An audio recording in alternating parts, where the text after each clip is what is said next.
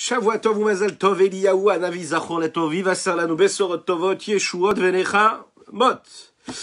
Erev tov lekoulam, bonsoir à toutes et à tous, je suis infiniment heureux de vous retrouver en cette magnifique soirée que Dieu nous offre sur la terre. C'est un Motsei Shabbat, on vient de quitter le Shabbat. Et donc c'est un petit peu la course, oui, après Shabbat aussi, avant et après Shabbat. Pourquoi? Nous allons le voir ensemble, hein. Il se passe quelque chose de spécial au Motsei Shabbat. C'est le moment où la Neshama, eh bien, elle retourne, hein, ce surplus de Neshama que nous avons reçu, cette Neshama Yetera. Elle retourne chez Akadosh Baruch Hu après avoir pris toutes les forces qui étaient nécessaires pendant ce Shabbat-là. J'espère que vous allez bien, je compte sur vos partages, je compte sur vos pouces, je compte sur vos likes, sur vos commentaires. J'espère que vous allez bien. Et on va commencer en musique. Eliyahu Anavi, Eliyahu Atishbi, Eliyahu Agiladi, Eliyahu Anavi, Eliyahu Atishbi, Eliyahu Agiladi, Bimera Yavo Elenu.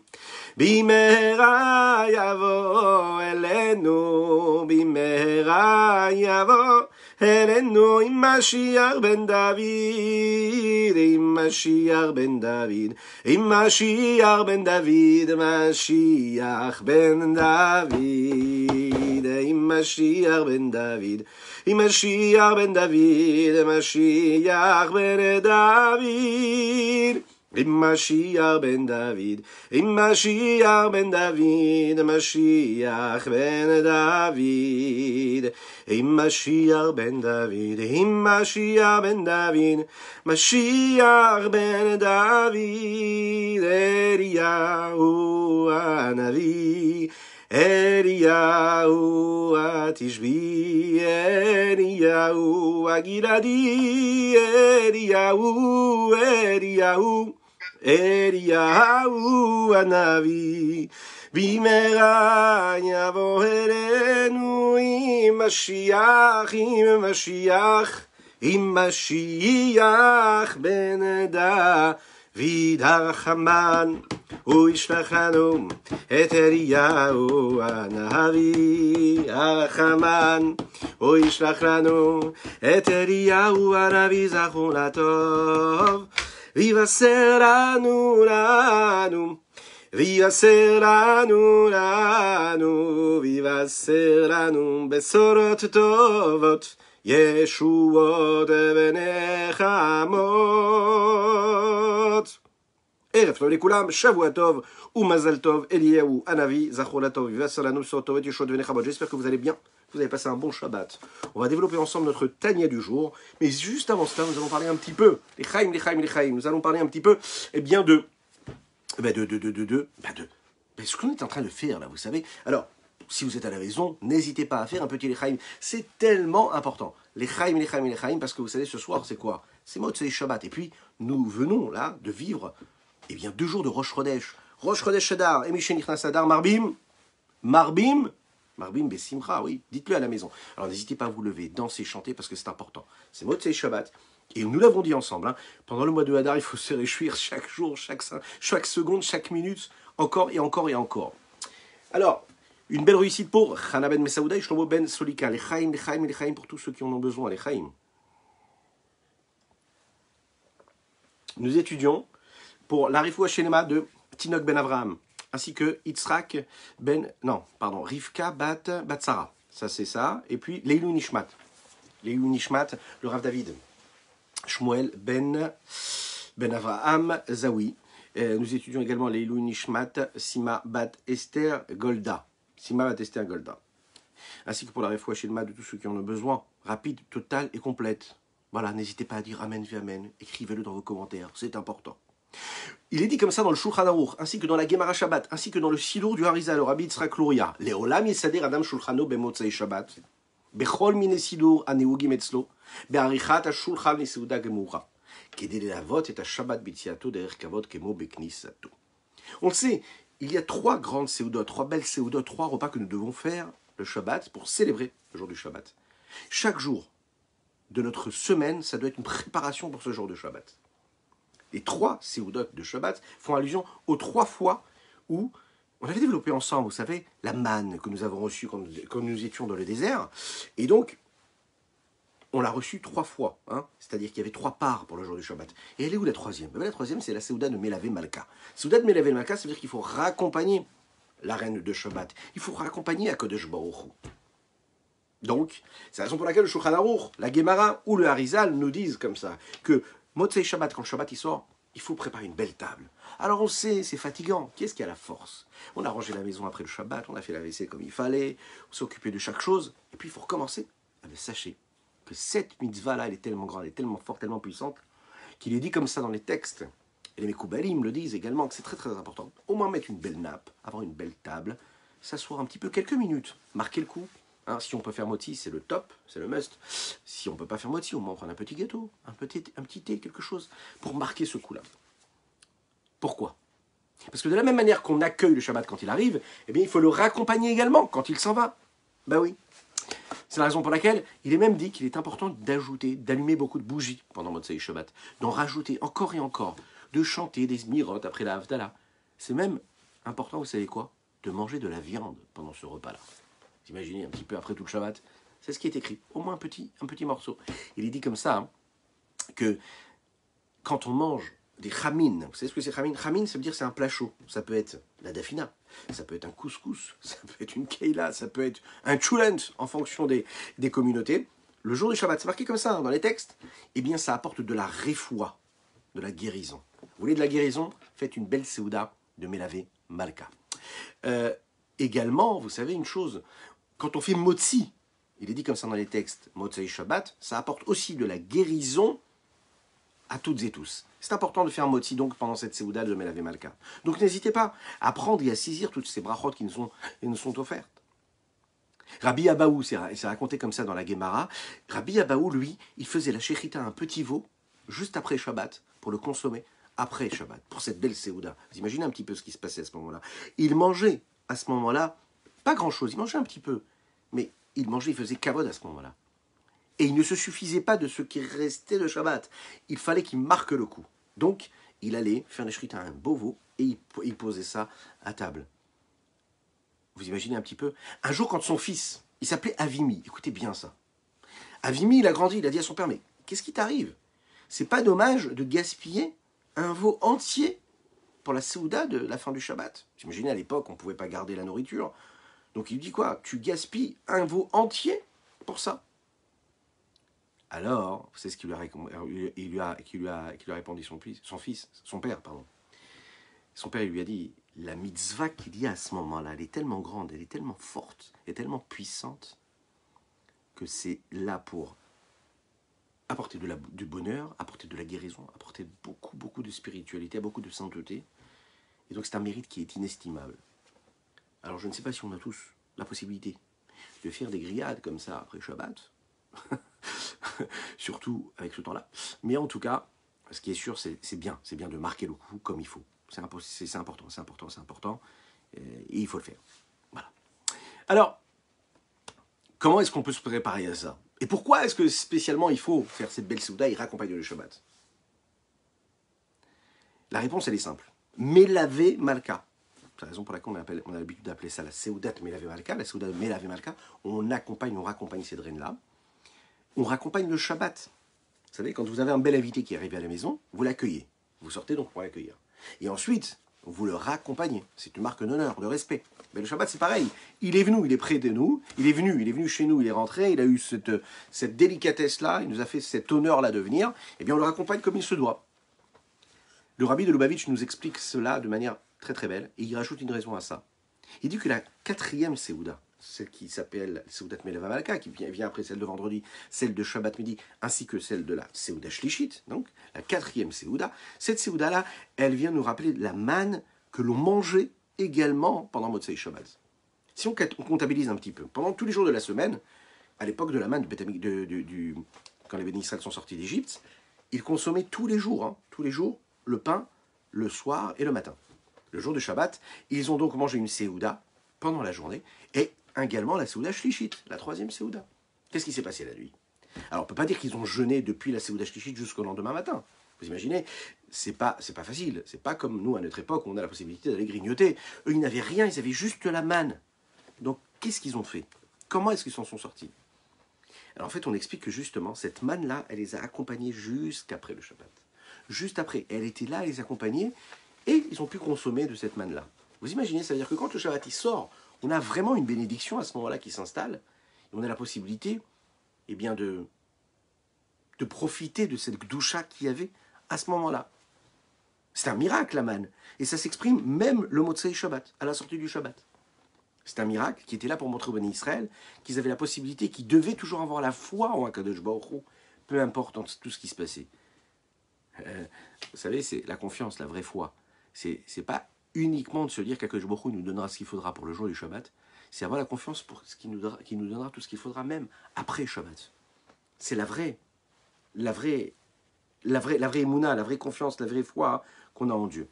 Donc Akadosh Baruch Hu fasse que ce Shabbat-là, qui a pu nous apporter tout ce bonheur, toute cette sanctification, toute cette sainteté, toute cette joie de Rosh Chodesh Adar. Rappelez-vous, Mishunirnas Adar, Marbin Besimcha, quand le mois de Adar arrive, il faut être dans la joie, il faut se réjouir. Et comment est-ce qu'on se réjouit? Et on se réjouit en prenant conscience du bonheur et de la chance que nous avons de vivre tout ce qu'Akadosh Baruch Hu nous donne. Donc il ne faut pas se gêner, il faut vraiment être conscient de cela. Et ce n'est pas juste de le dire, c'est d'en prendre vraiment conscience, mais c'est aussi de continuer à travailler, travailler notre personne, travailler notre caractère, travailler ce que nous avons en nous. Et quoi de mieux que d'étudier notre petite portion de Tania du jour, celle du Tania que nous abordons depuis quelques jours et qui parle de cette nécessité parfois d'aller faire un travail au plus profond de notre âme, au plus profond de notre cœur, au plus profond de notre esprit, de faire vraiment cette remise en question pour savoir si on agit comme il faut auprès d'Akadosh Baruch Hu et pour Akadosh Baruch Hu. Est-ce qu'on fait vraiment tout ce qu'il faut? Est-ce qu'on fait vraiment ce travail de remise en question nécessaire? Est-ce que dans notre pensée, on sait parfois se poser, faire ce bilan nécessaire, primordial, pendant lequel on réfléchit à tout ce que nous faisons de bien ou pas? On l'a dit, parfois ce qu'il faut, c'est non seulement réfléchir, mais aussi ressentir ce cœur brisé. On l'a expliqué, hein. Ce cœur brisé, ce n'est pas quelque chose qui doit être vécu dans une forme de tristesse réelle, assumée. Non, on ne doit pas être triste, mais on doit être conscient de ce que nous faisons de bien ou pas. La remise en question est de se faire à ce niveau-là. Il est dit comme ça qu'Akadosh Baruch Hu, Karov Hashem Lenish Berelev. Dieu, il est proche de celui qui a un cœur brisé.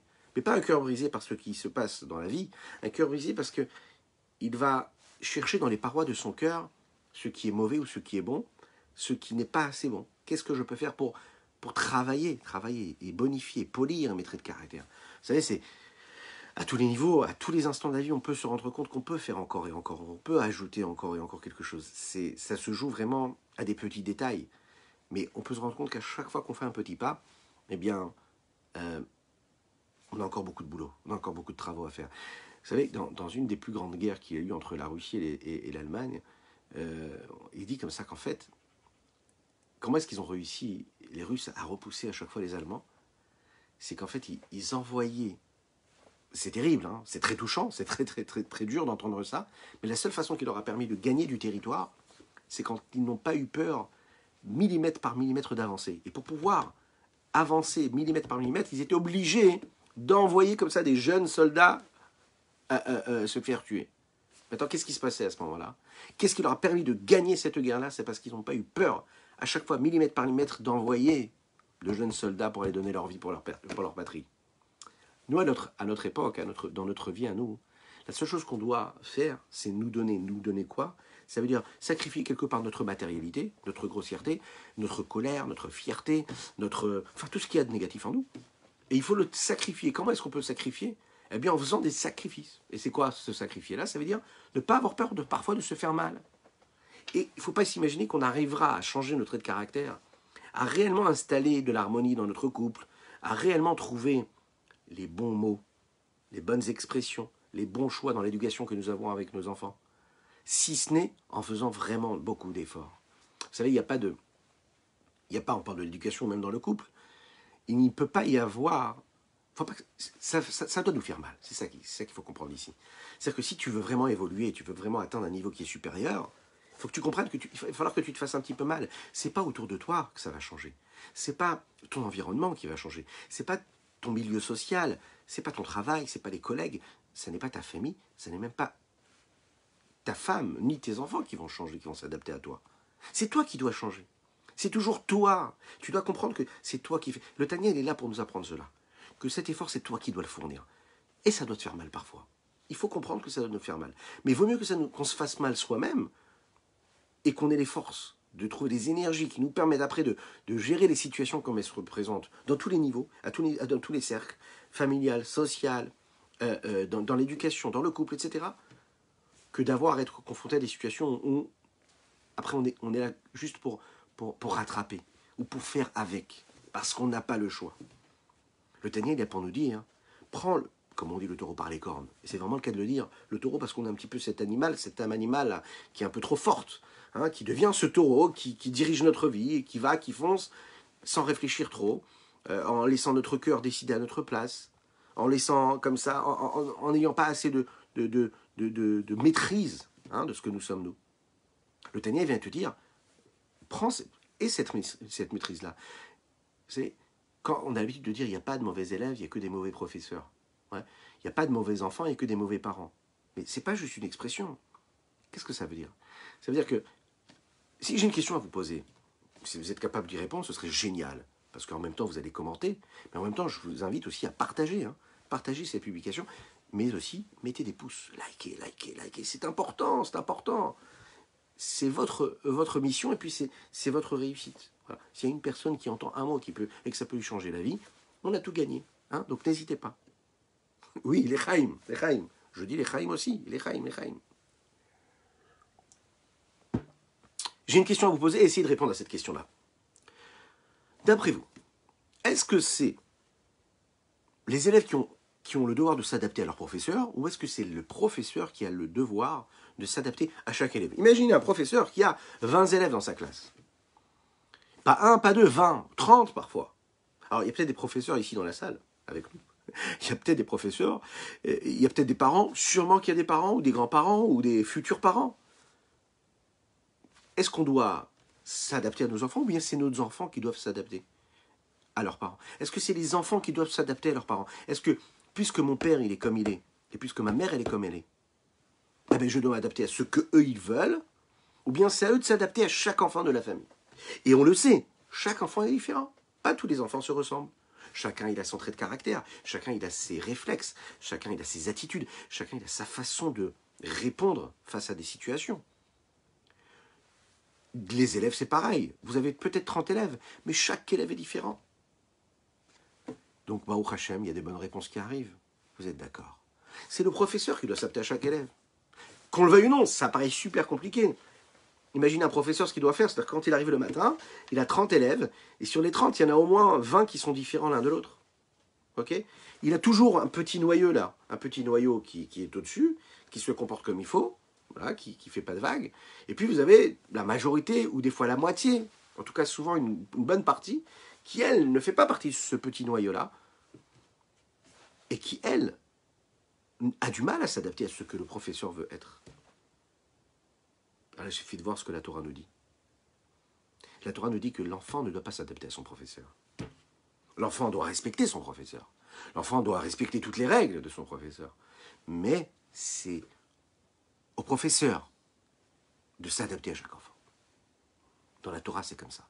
Dans la Torah, c'est écrit clairement qu'un professeur, il doit enseigner à son élève et il doit trouver les mots. Et si c'est un vrai professeur, il doit faire en sorte que l'étude qu'il est en train de lui transmettre, elle soit placée devant lui et il soit en mesure de l'imprégner et de l'intérioriser à tel point que cette sagesse qu'il vient d'enseigner, qu'il vient de recevoir de son professeur, devienne la sienne. Imaginez? Ça n'est pas juste un savoir qu'on lui a transmis, mais c'est un savoir qui devient son savoir à lui. Un vrai professeur, c'est celui qui est capable de transmettre son savoir et que ce savoir devienne le savoir que la personne qui le reçoit et l'intègre et en fait sien. Et pour qu'un élève il puisse recevoir ce qu'on lui a transmis et faire que ça devient son enseignement, que ça devient sa Torah à lui, il est obligatoire que le professeur s'adapte à chaque élève.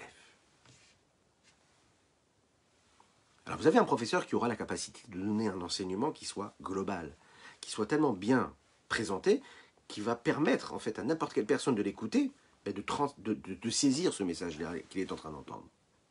quand on est dans l'éducation, quand on est avec des enfants, et qu'il faut s'adapter pas seulement à l'enseignement, mais aussi à la forme avec laquelle on va présenter l'enseignement, la forme avec laquelle on va demander à l'enfant de se tenir comme il faut, s'il y a des problèmes de conduite, etc. On va être à l'écoute de son tempérament. C'est pas l'enfant qui va changer de tempérament. Un enfant qui est un petit peu nerveux, un enfant qui est un peu actif, hein, ok? Ils appellent ça aujourd'hui des hyperactifs. Mais c'est des bêtises, ça n'existe pas hyperactif. C'est un cas hyperactif, c'est devenu quelque chose de commun. Dès qu'un enfant est un petit peu vivant, hein, je suis sûr que vous êtes d'accord avec moi, ils appellent ça maintenant des enfants hyperactifs. Pas du tout, il est juste vivant l'enfant. Il est juste vivant, c'est pas une image. Hein. Un élève, c'est pas censé être une image. S'il est là pendant 10 heures en classe, dans la journée, bah, il a besoin quand même d'être vivant, donc il est vivant. Donc en fait, on doit s'adapter au tempérament et au comportement de chaque enfant. La Torah nous dit comme ça. D'ailleurs, c'est intéressant parce que c'est ce que nous voyons dans la paracha que nous venons de lire là. Elea mishpatim asher tassim lifnehem. Asher tassim lifnehem. Moshe, hein, il reçoit l'ordre d'Akadosh Baruch Hu et Dieu lui dit, tu sais, les mishpatim, hein, toutes les mitzvot, qui sont capables de comprendre d'eux-mêmes, ben, tu vas leur donner ces mitzvot-là. Et il faut que, asher tassim lifnehem, il faut que tu les places devant eux. Qu'est-ce que ça veut dire? Ça doit devenir sima befiem. Asher tassim lifnem, ça veut dire que tu dois faire en sorte que quand tu enseignes quelque chose à un élève, il faut que ce que tu lui enseignes, il puisse l'intégrer, que ce soit posé. Tassim lifnem. Pas tu vas leur enseigner, que tu vas placer devant eux. Placer, ça veut dire que tu vas leur mettre ça sur un plateau. Eh oui. C'est pas à l'enfant de trouver en lui toutes les forces inimaginables qui vont lui permettre de comprendre ce que tu es en train de lui expliquer, mais tu dois lui poser tout sur un plateau. Qu'on le veuille ou non, c'est comme ça que la Torah elle a été dite. Et c'est ça qu'il faut faire avec un enfant. Donc les parents, c'est pareil. Ça demande un travail phénoménal, ça demande beaucoup d'efforts pour le professeur, on est d'accord. Mais c'est le but. Quand tu vas réussir à transmettre ton message et enseigner ta Torah de cette façon-là, alors là, l'élève, jamais, jamais, jamais il pourra l'oublier, cette Torah. Jamais cet élève va se dire, c'est pas grave, ça va faire partie de lui-même, de son sang, de sa chair. Ça fait partie de ce qu'il a, de ce qu'il est. Parce que c'est devenu lui. Vous savez, il est dit comme ça dans la Torah, le rabbi de Lubavitch l'explique comme ça dans un des Mahamarim, des discours qu'il dit sur cette semaine-là, sur cette paracha de Mishpatim. Il dit que, et ça relie ce que nous allons aborder dans le petit année d'aujourd'hui. C'est vraiment ça la question, qui nécessite cet effort-là, de celui qui va transmettre. Il dit comme ça que dans la Torah, on nous demande qu'on étudie la Torah, qu'on puisse étudier la Torah, et il est dit comme ça dans le texte, je vais vous le dire en hébreu et puis je le traduirai. V'torat Hashem chefto, ou v'torato yege yomam valayla. B'torat Hashem chefto, le souhait, le désir, la passion d'un homme, ça doit être quoi? La Torah Hashem, l'enseignement de Dieu. Et juste après, dans le verset, il est dit quoi? V'torat Hashem chefto, ou v'torato yege yomam valayla. Et dans sa Torah, il étudiera le jour et la nuit. Qu'est-ce que ça veut dire? On répète au début du passouk, le début du verset me dit Betorat Hashem chefzo. Dans la Torah de Dieu, mon souhait doit être. Et dans la deuxième partie, il ne parle plus de la Torah d'Hachem, mais il dit Betorato. Betorato, ça veut dire dans sa Torah. Qu'est-ce que ça veut dire dans sa Torah? Ça veut dire dans la Torah de qui? Le rabbi nous explique dans la Torah de l'homme. Ça veut dire quoi? Ça veut dire qu'une fois que tu as étudié la Torah comme il faut, la Torah d'Hachem, de Dieu, ça doit devenir ta Torah, la tienne. Ce que tu as reçu, tu le fais entrer en toi, dans ton cœur, ça devient toi. Ça devient ton cerveau. Ça devient toi. Tu as besoin de la saisir, tu as besoin de l'imprégner, de l'intérioriser. Ça ne doit pas rester quelque chose d'extérieur à toi, juste quelque chose que tu aurais appris qui serait extérieur à toi. Non, c'est quelque chose qui est en toi. Tu l'as intériorisé. Le message ne doit pas rester extérieur. Comme ça, elle est superficielle. Donc, Betorat Hashem chefzo, uftorato yege yomam valayla. Quand tu réussis à bien intégrer ce que la Torah de Dieu veut te donner, alors à ce moment-là, ça devient quoi? Ton enfant, ton élève, il étudiera la Torah jour et nuit, Yomam Valayla. Et comment il étudiera? Il étudiera sa Torah. Ça deviendra ce qu'il est lui. Ça veut dire que quand on enseigne, quand on est un parent et qu'on a quelque chose à transmettre, quand on est un mari, on a quelque chose à vivre avec son épouse, quand on est une femme, on a quelque chose à vivre avec son mari, on a besoin de comprendre bien d'une chose, que l'effort, il doit venir de nous-mêmes. Chacun doit comprendre que l'effort, il doit venir de nous. On doit faire ce travail, nous, pour que l'autre puisse recevoir ce qu'il doit recevoir. C'est jamais à celui qui doit recevoir de faire le travail. Tu offres un cadeau, c'est pas à lui d'attendre et de se mettre dans une condition pour recevoir le cadeau comme il faut. C'est à toi de faire en sorte que tu vas tellement bien préparer ton cadeau, tu vas tellement l'offrir comme il faut avec un beau sourire, que la personne qui est en face va le recevoir comme il faut. Tu prépares un magnifique cadeau et puis tu le présentes mal. Et puis quand tu le donnes, tu souris pas. Ben, ne t'étonne pas que la personne qui le reçoit ne le reçoit pas comme il faudrait. Tu veux que la personne reçoive le cadeau que tu es en train de lui offrir, le transmettre comme il faut, eh ben, toi, il va falloir que tu mettes les petits plats dans les grands. Il va falloir que tu fasses ça comme il faut, que tu présentes comme il faut. Donc tout dépend de celui qui prépare. Plus tu prépares, plus tu es prêt, plus tu mets des fleurs, plus tu rends ça joli, tu rends ça beau, tu rends ça présentable. Tu fais en sorte que la personne qui est en face, même si elle est dans une autre planète, même s'il n'est pas du tout dans l'humeur de recevoir ce que tu vas lui apporter, tu vas tellement bien le préparer que la personne, elle pourra le recevoir, elle sera obligée de le recevoir comme il faut.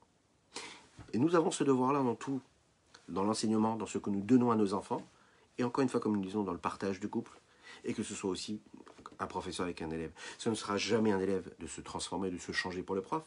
Ce sera toujours au prof de s'adapter à l'élève, de trouver le moyen, de trouver le mot, de trouver l'attention particulière qu'il faudra pour tel élève et pour tel élève. De la même manière que des parents ne doivent pas du tout agir de la même manière avec tous leurs enfants. Pourquoi? Parce que chaque enfant, il est comme il est. Imaginez que chaque enfant, c'est un monde. Imaginez-vous que chaque enfant qui va grandir, il va Bezrat Hashem se marier, Bezrat Hashem avoir des enfants, il va construire une famille, il va construire un monde entier. Vous imaginez? Et ce monde entier-là, lui aussi, va générer aussi des enfants et des petits-enfants, et puis des familles. Imaginez l'influence qu'il va avoir sur le monde. Imaginez la vie qu'il va avoir, une richesse infinie. C'est comme ça qu'il faut regarder son enfant. C'est comme ça qu'il faut le regarder. Il faut se regarder, il faut se dire, mais je n'ai pas le droit de l'abîmer. Je dois faire très attention. Je dois faire tellement attention que je dois tout faire pour présenter ce que j'ai lui à lui présenter, de demander ce que j'ai à demander ou ce que j'ai à exiger de lui de la meilleure des manières, de la plus belle des façons. Parce que lui, peu importe ma façon de faire, eh bien, il recevra ce que je vais lui demander. Il va respecter ce que je vais lui demander de respecter. C'est logique, un enfant, il respecte. Qu'on le veuille ou non, c'est comme ça, un enfant, il respecte. Alors, il y a celui qui va réussir à éduquer par la colère. Il y a celui qui va être ferme. Bien sûr qu'un enfant, il va rentrer dans les clous. Mais qu'est-ce que ça va devenir quand il va grandir? Qu'est-ce que ça va devenir? Bien sûr que dans un couple, avec la pression, avec le stress ou avec la peur, on peut toujours aussi installer une forme de norme et avancer comme ça dans la vie. Mais est-ce que c'est quelque chose qu'on est en train de construire? Ou est-ce que c'est quelque chose qu'on est en train de survivre? On veut vivre vraiment. Et bien pour vivre vraiment et ne pas avoir à survivre, pour vraiment transmettre quelque chose à son enfant, à son élève, si on est professeur ou parent, et on veut faire en sorte qu'on est en train de lui transmettre quelque chose qui va l'épanouir, qui va le suivre toute sa vie. Pas quelque chose qu'il aura envie, ras vechalila, de rejeter. Pas quelque chose qui va vivre comme un poids, comme une charge. Ouais. Même si on a l'impression que ce qu'on lui a demandé de faire, il va le faire parce qu'il est obligé de le faire. C'est quand on va réussir à lui présenter comme il faut. C'est quand nous, on va se travailler. Qu'on le veuille ou non, c'est comme ça. Le travail, il vient de... C'est à nous de fournir cet effort-là. C'est à chacune et chacun d'entre nous de fournir l'effort. Ça n'est pas à nous. C'est vraiment le cas de le dire. C'est à chacune et chacun d'entre nous de faire l'effort. Et comment est-ce qu'on fait cet effort-là?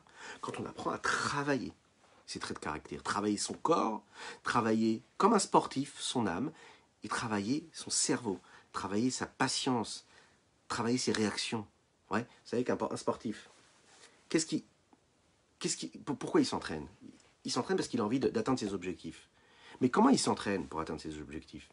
Il ne le fait pas bêtement. Il a un coach qui est là et qui lui dit, tu sais, il faut que tu te comportes de cette manière ou de cette manière. Mais ce qui fait partie vraiment de cet entraînement, c'est ce qu'on appelle l'anticipation. Alors, le coureur, on va anticiper quoi? Pas les obstacles qui arrivent devant lui, mais les obstacles qui peuvent venir de lui-même. C'est-à-dire ce qui va l'empêcher à un moment de courir comme il faudra. Donc on va lui apprendre à anticiper une bonne respiration, une bonne oxygénation, etc. Il va travailler à anticiper, il va se travailler pour anticiper les situations qui pourraient le mettre dans des difficultés. Si c'est un boxeur, il va travailler aussi à apprendre à anticiper quels vont être les réflexes de son adversaire. On est toujours dans la préparation ou l'entraînement, dans ce que l'on appelle l'anticipation. Il faut obligatoirement anticiper. Et c'est comme ça qu'on se prépare. Quand on anticipe, quand on se prépare comme il faut, on arrive à faire en sorte que quand on est face aux situations, on a les bons réflexes.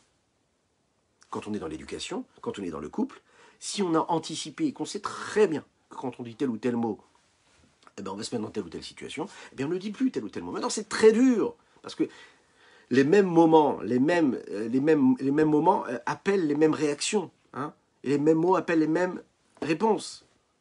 Si j'anticipe, si je m'entraîne et je comprends qu'il faut que je me traîne maintenant, mais pas dans 10 ans, pas dans 20 ans, maintenant, parce que c'est maintenant que ça se joue, eh ben je me donne une chance. Et ça ne dépend pas de l'autre, ça dépend de moi. C'est ça que nous dit ici le Rabbi Shlomo Zalman de Liadi dans le Tanya. Il nous dit, il va falloir que tu travailles sur toi. Il va falloir que tu travailles et que parfois tu te mettes en colère. Mais pas te mettre en colère sur celui qui est en face de toi.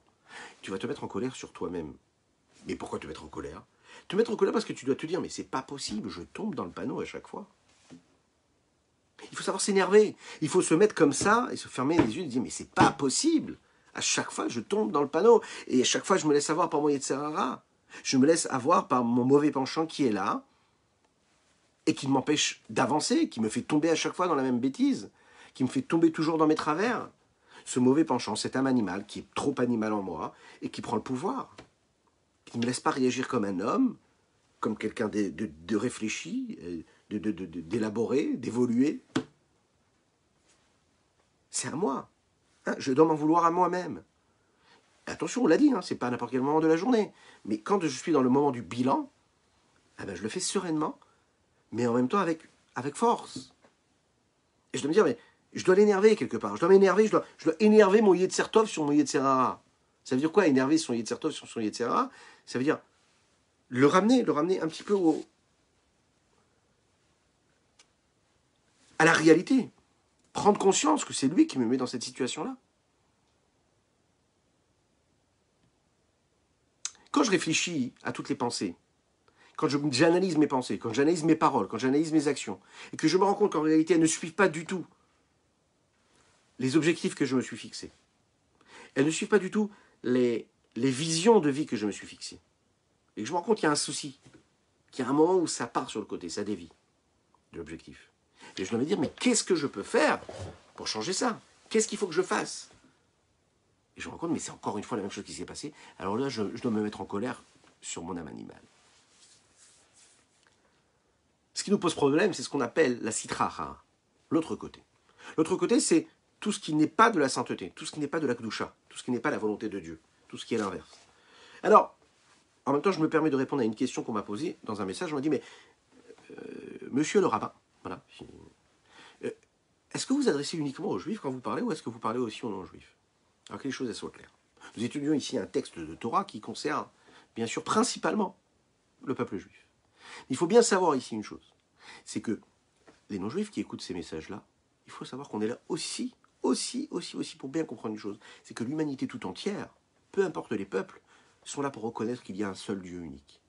Donc cet enrichissement-là, s'il vous permet de prendre conscience que ce Dieu unique-là, Hachem, Akadosh Baruch Hu, lui, ce Dieu-là, c'est le seul et unique auquel nous devons penser, auquel nous devons croire, et si ces enseignements vous permettent à vous de respecter, pour les autres peuples qui ne sont pas juifs, les 7 lois noachides, c'est pas très compliqué, mais il faut quand même les respecter, eh bien, vous avez gagné.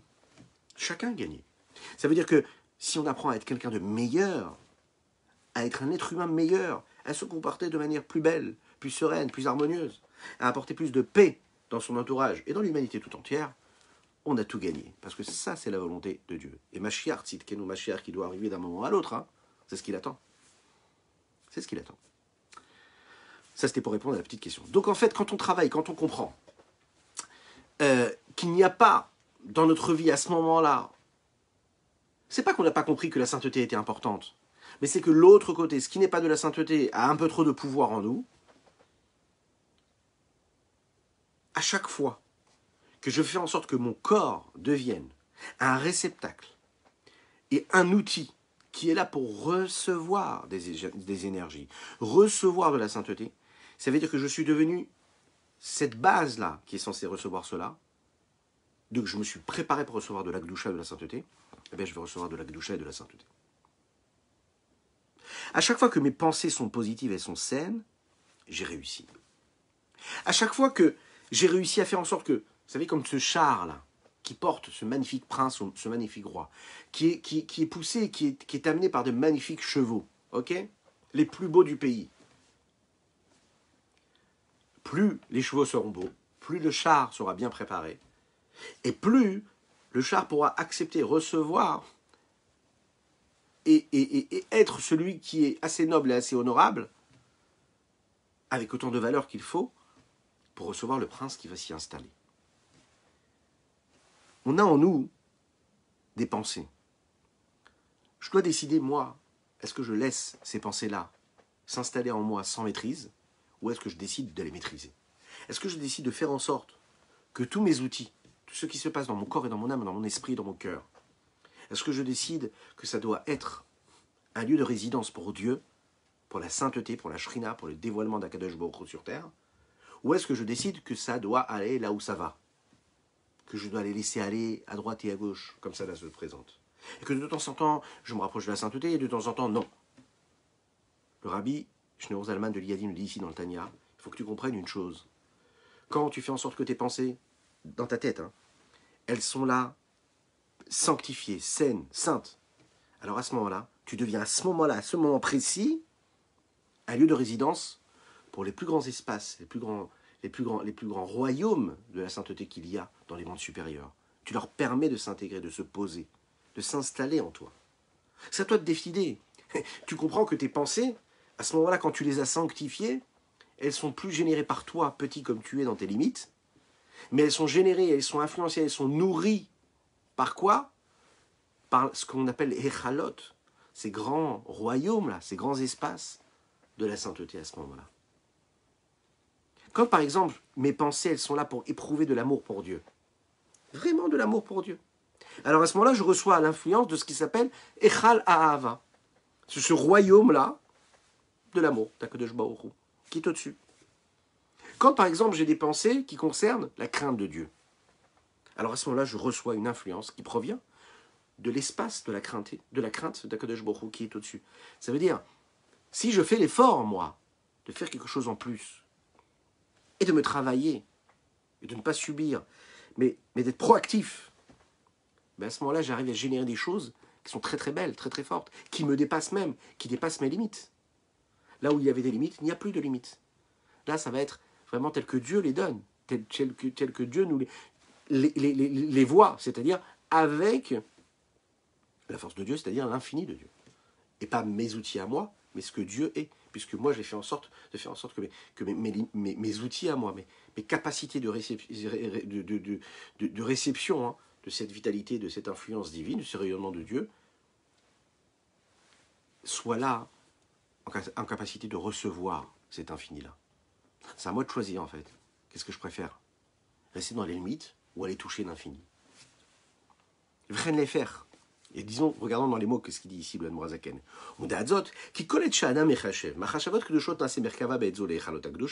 Chaque fois qu'un homme, il fait ce travail-là, c'est-à-dire de se rapprocher de ce qu'il doit se rapprocher.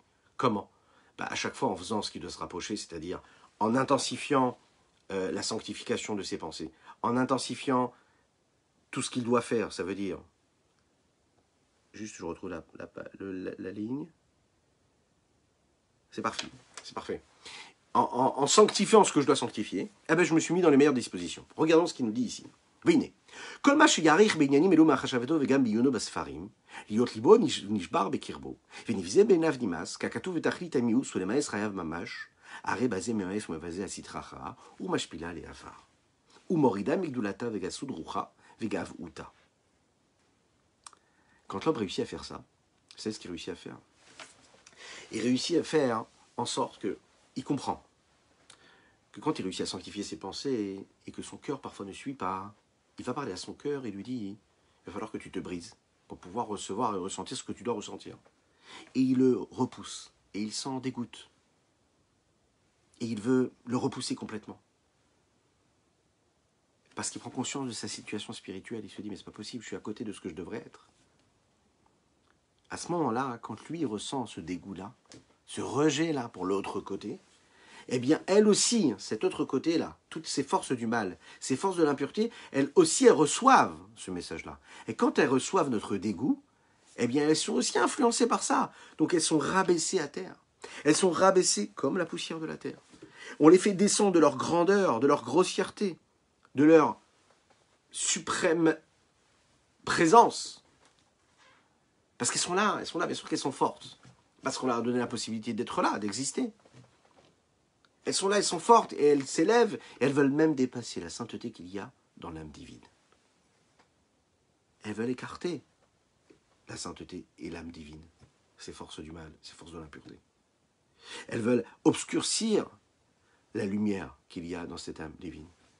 Et c'est la raison pour laquelle on peut se lever le matin après quelques semaines, quelques mois, parfois quelques années, et on se dit, mais elle est où cette lumière que j'avais eue un jour dans ma vie? Ou parfois on se lève après plusieurs années, on prend conscience de notre identité, et on se dit, mais j'ai jamais entendu parler de cette lumière qui est en moi. J'ai l'impression de percevoir, j'ai l'impression qu'on me dit qu'il y a quelque chose en moi, cette âme divine, que Dieu m'a insufflée lors de la création, et puis je la vois pas, je la sens pas. Et on se dit, quoi, cette petite lumière-là, elle était là, cette petite braise-là, ce feu, il était en moi, et puis en fait, il est resté pendant des mois, des années, complètement bouché. Il n'a jamais pu s'exprimer, il n'a jamais pu offrir sa chaleur, il n'a jamais pu offrir cette lumière-là.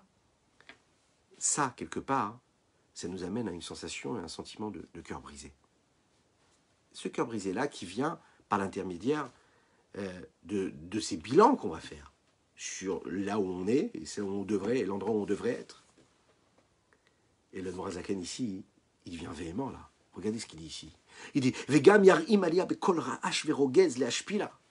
Il faut lui parler avec force, avec énervement. Il faut se mettre en colère contre cette âme animale.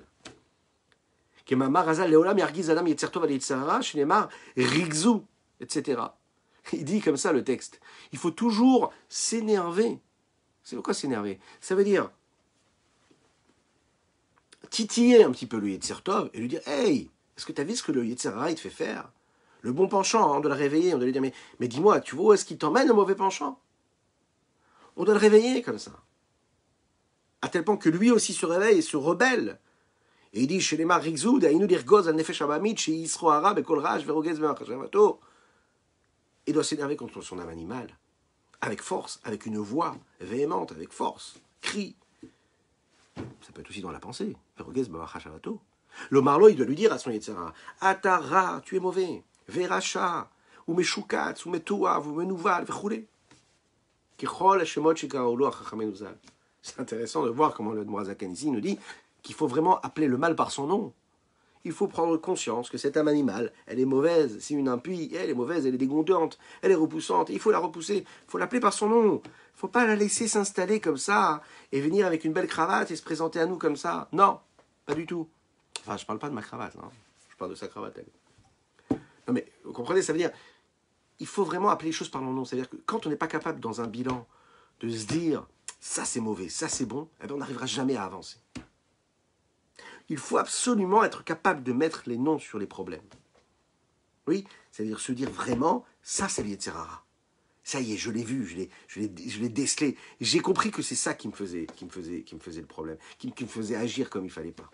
J'ai compris que c'est ça qui me bloque. J'ai compris que c'est pour ça que j'arrive pas à évoluer, que j'arrive pas à me polir, j'arrive pas à me travailler. J'ai compris, et comme je l'ai compris, je me dis, allez, c'est bon, laisse-moi tranquille. Encore une fois, tu vas me faire tomber, encore une fois, tu ne me laisses pas avancer. Laisse-moi tranquille. Il faut s'énerver sur soi-même. La colère vient en toi. Tu as envie de te mettre en colère contre la personne qui est en face. La patience n'est pas là, tu as besoin d'être patient avec tes enfants. Mais au lieu de t'énerver sur ton enfant, tu te regardes dans ton miroir, et tu te dis, mais énerve-toi, je m'énerve contre moi-même en me disant, mais Dai, ça suffit. Les mois, les années passent et j'arrive pas à trouver la patience. J'arrive pas à trouver la patience à écouter mon mari, à être un petit peu plus attentive, un peu plus patiente. C'est sur soi-même qu'il faut se mettre en colère. Quand on se met en colère comme il faut, sur soi-même, c'est-à-dire sur son Yetzer Hara, et qu'on l'appelle par son nom, alors là, on va trouver ce qu'il faut. On va trouver les forces.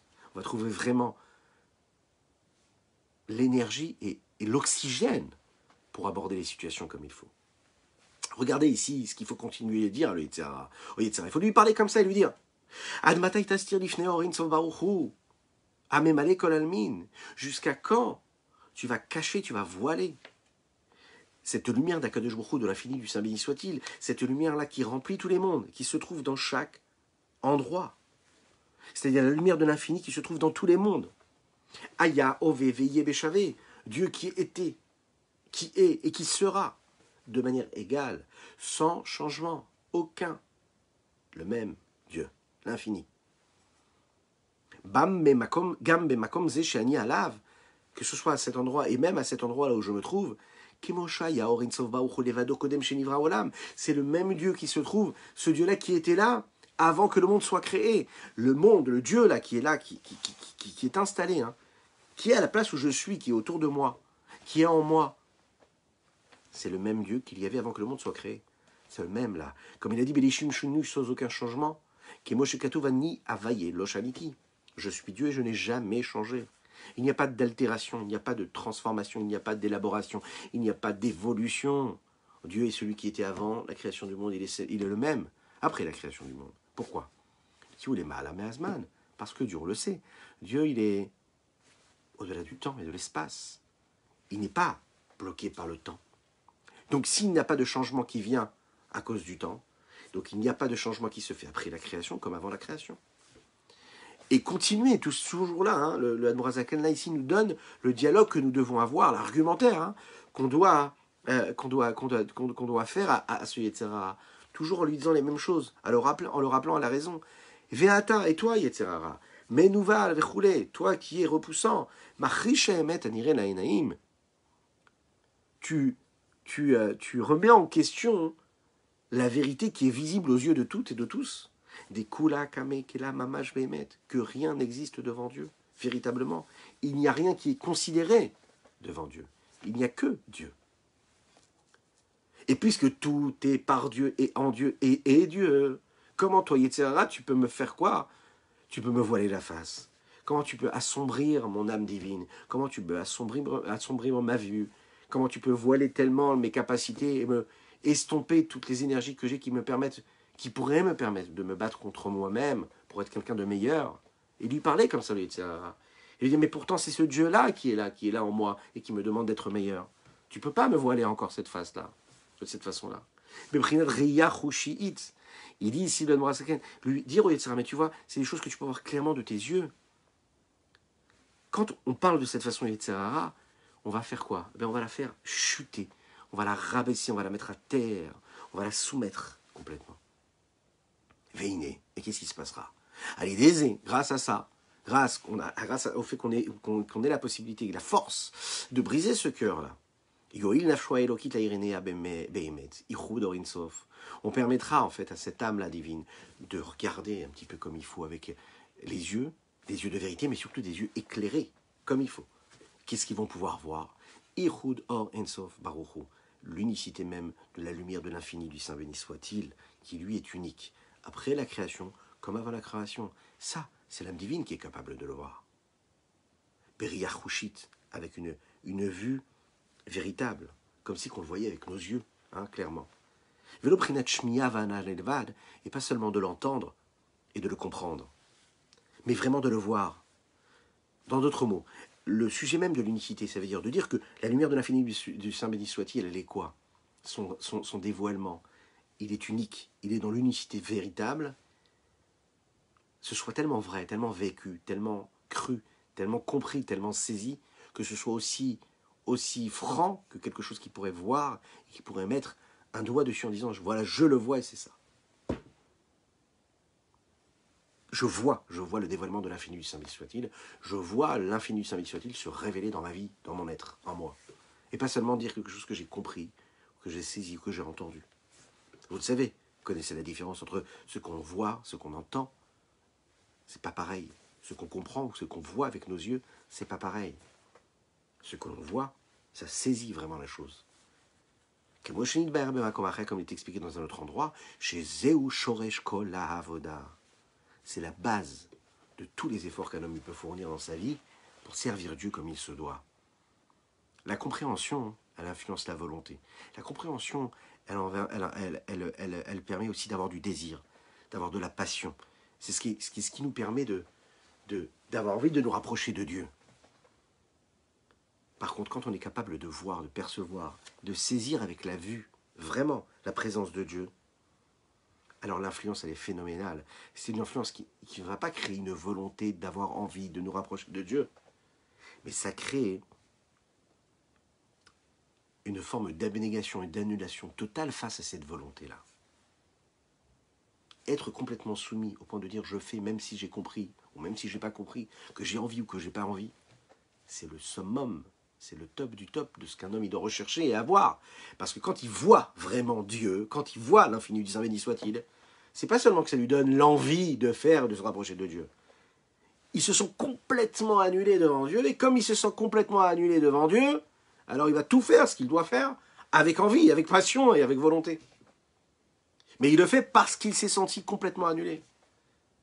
Autrement dit, qu'est-ce qui nous donnera la force de limiter, de faire partir et disparaître ce mauvais penchant, ces forces là, négatives qui sont là, qui nous empêchent d'évoluer, d'avancer, de nous travailler, de devenir quelqu'un de meilleur, de sublimer notre existence, d'être quelqu'un de top, du top, d'être au mieux de sa forme, d'être celui qu'il faut être au moment où il faut l'être, avec les personnes avec qui il faut l'être. Ça, c'est uniquement quand on sera capable tellement de vivre cette abnégation, cette soumission à Kadosh Baruch Hu, de se dire, je fais juste parce qu'il me demande. Je le fais parce qu'il me demande, ça veut dire que je me mets complètement en retrait.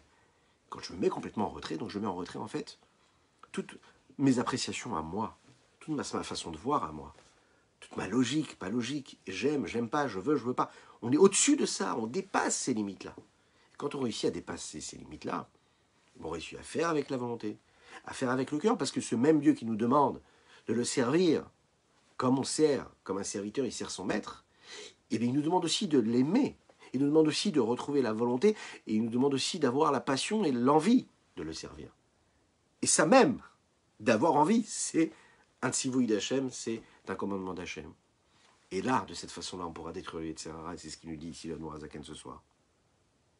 De se dire une chose, que quand on réussit à lui parler comme ça, on trouvera les forces nécessaires pour atteindre l'excellence, ce que je vous souhaite, ce que je nous souhaite à tout un chacun, en vous souhaitant une excellente soirée, une excellente semaine.